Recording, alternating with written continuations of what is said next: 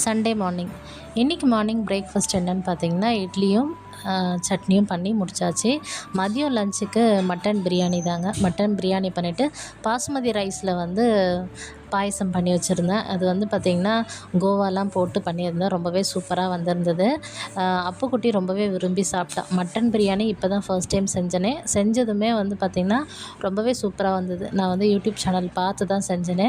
ரொம்பவே சூப்பராக இருந்தது. அது மட்டும் இல்லாமல் இந்த சம்மருக்கு நமக்கு வந்து பார்த்திங்கன்னா கிச்சனில் இருந்து சாப்பாடு செய்யணும் அப்படின்னா ரொம்பவே கஷ்டமாக இருக்குது.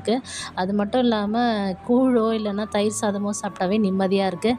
பிரியாணி சாப்பிட்டா எப்போவுமே தண்ணி தாகம் எடுத்துக்கிட்டே இருக்குது. எனக்கு தான் இந்த மாதிரியா, உங்களுக்கும் இது போல் ஃபீல் இருக்கான்னு சொல்லிட்டு மறக்காமல் கமெண்ட் பாக்ஸில் கமெண்ட் பண்ணுங்கள். 12 மணிக்குள்ளவே லஞ்ச் எல்லாமே முடிச்சிட்டேன். ஏன்னா மார்னிங்கே வந்து பிரேக்ஃபாஸ்ட் 8:30க்கெல்லாம் கம்ப்ளீட் பண்ணிவிட்டு உடனே சமைக்க ஆரம்பித்தாச்சு. முடிச்சுட்டு ஒரு 12 மணி போல் லஞ்ச் எல்லாம் முடிச்சுட்டு கிச்சனை விட்டு வெளியே வந்துட்டேன். அடுத்த ஒரு இன்ட்ரெஸ்டிங்கான வீடியோவில் பார்க்கலாம்.